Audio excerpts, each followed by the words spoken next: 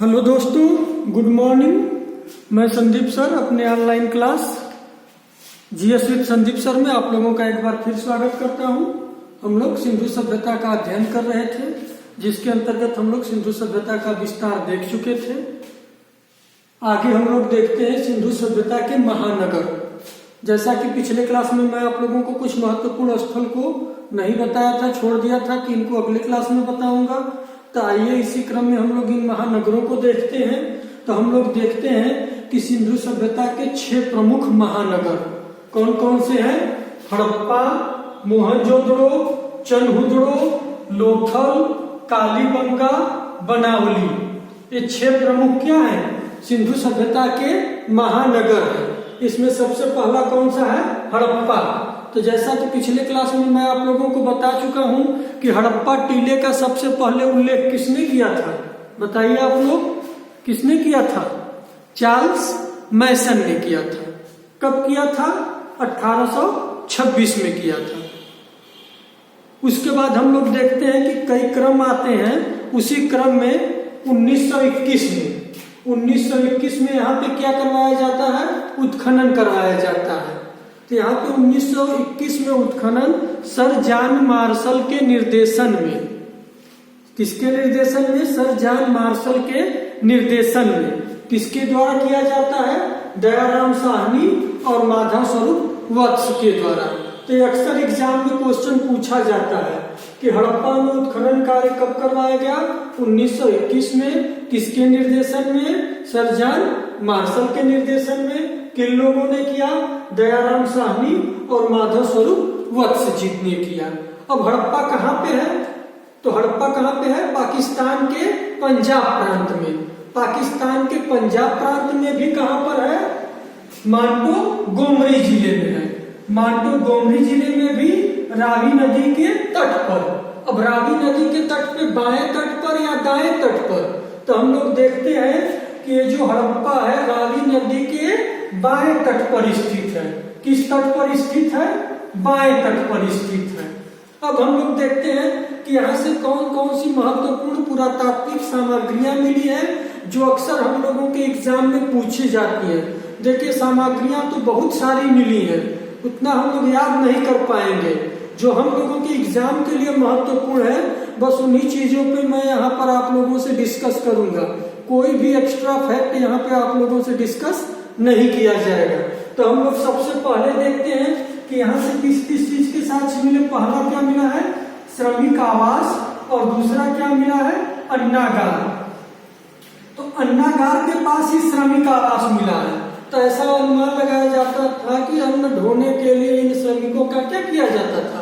प्रयोग किया जाता था। अन्नागार भी 6 की पंक्तियों में 2 मिले, मतलब टोटल कितने हैं? 12। एक पंक्ति में कितने हैं? 6 हैं। 1 2 3 4 5 6। और इसके ठीक साइड में भी कितने हैं? 6 हैं। 1 2 3 4 5 6। आप लोग जानते होंगे कि ये सप्त सैंधव प्रदेश है, वो भी रावी नदी के तट वाला क्षेत्र है। तो यहाँ की मिट्टी क्या थी? काफी उपजाऊ थी। जब मिट्टी उपजाऊ थी तो प्रोडक्शन क्या होता था? सरप्लस होता था। जब सरप्लस प्रोडक्शन होता था तो उसको स्टोर करने के लिए कोठार की, अनाज गृह की आवश्यकता होगी कि नहीं होगी? इसी के लिए इन लोगों ने इस अन्नागार का क्या किया था? विकास किया था। इसके अलावा हम लोग देखते हैं कि यहाँ से और क्या महत्वपूर्ण चीज मिली है? कब्रिस्तान। यहाँ से हम लोगों को किसका साक्ष्य मिला है? कब्रिस्तान। कब्रिस्तान में भी हम लोग देखते हैं 2 कब्रिस्तान मिले हैं, एक एच कब्रिस्तान और एक R37 कब्रिस्तान। R37 कब्रिस्तान में कितनी कब्रें हैं? 37। और एच कब्रिस्तान में कितनी कब्रें हैं? 20। और टोटल कितनी कब्रें हो गई? 57। और इस R37 कब्रिस्तान में हम लोगों को एक कब्र ऐसी मिली है जिसमें एक लकड़ी के ताबूत में रखकर, वो जो ताबूत है लकड़ी का बना हुआ है, देवदार की लकड़ी का, उस ताबूत में एक पुरुष के शव को क्या किया गया है? दफनाया गया है। तो आप लोगों से एग्जाम में अक्सर पूछा जाता है कि लकड़ी के ताबूत में रखकर शव को कहाँ पे, किस सैंधव स्थल में दफनाया गया है? तो किस सैंधव स्थल में दफनाया गया है? हड़प्पा में। हड़प्पा में भी कहा? R37 कब्र में। उसके बाद हम लोग देखते हैं कि यहाँ से एक मुद्रा मिली है। क्या मिली है? मुद्रा। इस तरह एक मुद्रा मिली है। उस मुद्रा के दाहिने भाग पर, इस मुद्रा के क्या है? दाहिने भाग पर एक स्त्री को सिर के बल क्या किया गया है? खड़ा किया गया है और उसके गर्भ से एक वृक्ष का पौधा, एक वनस्पति निकल रही है।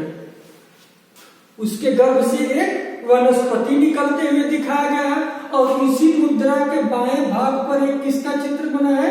बाघ का चित्र बना है। और मुद्रा के पीछे एक पुरुष जो है, इसके पृष्ठ भाग पर एक पुरुष जो है वो क्या किए हुए है? हंसिया लिए हुए क्या है? खड़ा है। और उसके बगल में ही कुछ महिलाएं क्या है? बैठी हैं। तो ये अक्सर एग्जाम में फैक्ट पूछा जाता है कि कहां से एक स्त्री के गर्भ से निकलते हुए पौधे का साक्ष्य मिला है। तो कहां से मिला है? हड़प्पा से। अब इसके पीछे तर्क क्या लगाया जा सकता है कि वो लोग मातृ देवी की क्या करते थे? पूजा करते थे, या पृथ्वी देवी की पूजा करते थे, ताकि प्रोडक्शन को क्या किया जा सके? बढ़ाया जा सके। और अगला हम लोग देखते हैं कि यहाँ से और कौन सी महत्वपूर्ण पुरातात्विक सामग्री मिली है। तो यहाँ से लाल बलुआ पत्थर का, रेड सैंड स्टोन का एक पुरुष धड़ मिला है। क्या मिला है? पुरुष धड़ मिला है। इस तरह ये जो पुरुष धड़ मिला है, इसके कंधे में क्या है? छेद है।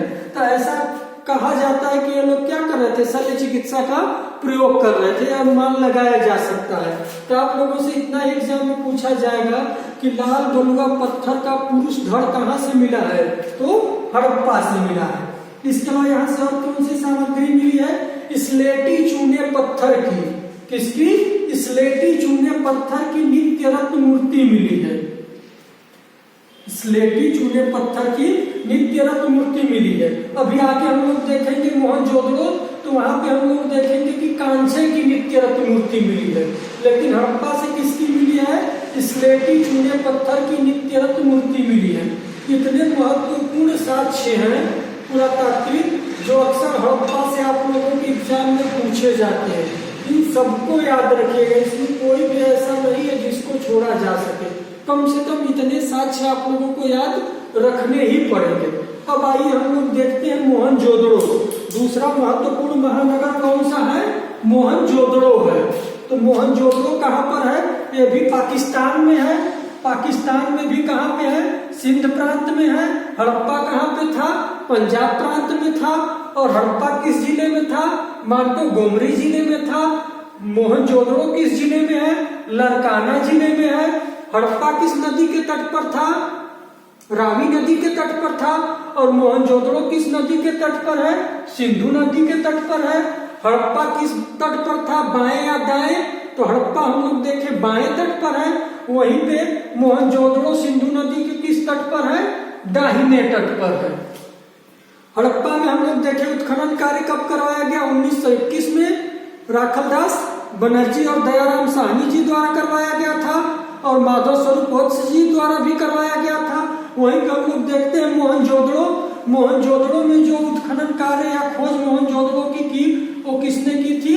राखलदास बनर्जी ने की थी। इसको याद रखिएगा। मोहनजोदड़ो यहाँ का उत्खनन कब हुआ? 1922 में इसकी खोज हुई और उसके बाद यहाँ पे उत्खनन कार्य करवाया गया। और इसकी खोज किसने की थी? राखलदास बनर्जी जी द्वारा की गई थी। मोहनजोदड़ो का शाब्दिक अर्थ क्या होता है? ये पारसी भाषा का शब्द है और इसका अर्थ क्या होता है? मृतकों का टीला। क्या होता है? मृतकों का टीला। तो ये भी एग्जाम में आप लोगों से पूछा जाता है कि किस सैंधव स्थल को मृतकों का टीला कहा जाता है? तो मोहनजोदड़ो को मृतकों का टीला कहा जाता है। यहाँ का जब उत्खनन करवाया गया तो यहाँ पे अधिकतर शव जो है गलियों में या घरों के अंदर बाहर सब बिखरे हुए मिले, तो इसलिए इसको मृतकों का टीला भी बोल दिया जाता है। अब यहाँ से हम लोगों को कौन कौन सी महत्वपूर्ण पुरातात्विक सामग्रियां मिली है जो हमारे एग्जाम के लिए महत्वपूर्ण है, आइए देखते हैं। तो सबसे पहले हम लोग क्या देखते हैं? बृहद स्नानागार। ये सबसे अधिक महत्वपूर्ण है। यहाँ से क्या मिला? बहुत बड़ा स्नानागार मिला है। और इस स्नानागार के बीच में क्या है? एक तालाब है और इस तालाब में उतरने के लिए उत्तर दक्षिण दिशा में क्या बनी है? सीढ़ियां बनी है। और इसके स्नानागार के फर्श की जो चिनाई की गई है वो जिप्सम और चूने पत्थर से की गई है। इसके अलावा इस स्नानागार के पास में ही बगल के कमरे में एक कुआं मिला है। अब ऐसा अनुमान लगाया जाता है कि इस स्नानागार में जल भरने के लिए किसका प्रयोग किया जाता था, इसी कुएं के जल का प्रयोग किया जाता था। उसके बाद हम लोग देखते हैं कि यहाँ से सभा भवन मिला है बैठक के लिए, लेकिन एक विद्वान है मैके, कौन, मैके महोदय ने इसे किसके लिए बताया है, बाजार के लिए, मार्केट के लिए, कि ये क्या था, उन लोगों का मार्केट था, बाजार था, शॉपिंग मॉल, वर्तमान तो शॉपिंग मॉल था। तो हम लोग देखते हैं कि यहाँ से किसका और साक्ष्य मिला है, सभा भवन का। इसकी तुलना मैके महोदय ने किससे की है, बाजार से की है। इसके अलावा हम लोग देखते हैं यहाँ से और क्या मिला है, अनाज रखने का कोठार। हम लोग देखें कि हड़प्पा से भी अनाज रखने का कोठार मिला है और आगे चल के देखें कि लोथल से भी अनाज रखने का कोठार मिला है। उसके बाद अगला हम लोग क्या देखते हैं कि यहाँ से सबसे बड़ी ईंट का साक्ष्य मिला है। किसका मिला है, सबसे बड़ी ईंट का साक्ष्य मिला है। एक चीज यहाँ पे क्लियर कर लीजिए, देखिए सबसे महत्वपूर्ण सार्वजनिक इमारत कौन थी, मोहनजोदड़ो की बृहत स्नानागार। लेकिन सबसे बड़ा अगर पूछ दिया जाए तो ये अनाज रखने का कोठार ही है। अगर सबसे बड़ा पूछ दी जाए तो क्या है, अनाज रखने का कोठार ही है जो सबसे बड़ी इमारत है। इसके अलावा यहाँ से हम लोग देखते हैं कि आप लोगों को मैं बताया था कि प्रत्येक सैंधव स्थल दो भागों में विभाजित है, एक दुर्ग और दूसरा नगर। तो ये जो दुर्ग वाला एरिया है, तो मोहनजोदड़ो के दुर्ग से हम लोगों को किसका अवशेष मिला है, कुषाणकालीन एक बौद्ध स्तूप का अवशेष मिला है। तो ये भी आपसे एग्जाम में पूछा जाता है कि किस सैंधव स्थल से हम लोगों को कुषाणकालीन स्तूप का साक्ष्य मिला है। तो किस सैंधव स्थल से मिला है, मोहनजोदड़ो से मिला है। इसके अलावा और अगला कौन सा इंपॉर्टेंट है, कांसे की नित्य रत्न मूर्ति। अभी हम लोग देखे हैं हड़प्पा से स्लेटी चूल्हे पत्थर की नित्य रत्न मूर्ति मिली है, हड़प्पा से किसकी मिली है, कांसे की नित्य रत्न मूर्ति मिली है। इसको चाहे तो आप लोग याद कर लीजिएगा, मोनिका, मो से मोहनजोदड़ो, नी से नित्य रत्न, का से कांसा। तो मोहनजोदड़ो से नित्य रत्न कांसे की मूर्ति मिली है, हड़प्पा से स्लेटी चूने पत्थर की मिली है। इसके अलावा हम लोग देखते हैं जहां हड़प्पा में क्या है, दो कब्रिस्तान मिले थे, H20 और R37। वहीं पे हम लोग देखते हैं कि मोहनजोदड़ो से किसी भी कब्रिस्तान के साक्ष्य नहीं मिले हैं। तो ऐसे भी एग्जाम में पूछा जा सकता है कि कहां से कब्रिस्तान का साक्ष्य नहीं मिला है, कहां से नहीं मिला है, मोहनजोदड़ो से। इसके अलावा यहाँ से एक श्रृंगी पशु की तमाम आकृतियां मिली हैं, ये भी एग्जाम में पूछा जाता है। अगला जो सबसे अधिक इंपॉर्टेंट है, सूती कपड़े के साक्ष्य, सूती वस्त्र के साक्ष्य। आगे हम लोग और भी देखेंगे तो हम लोग देखते हैं कि सिंधु सभ्यता में सूती वस्त्र का साक्ष्य कहाँ कहाँ से मिला है।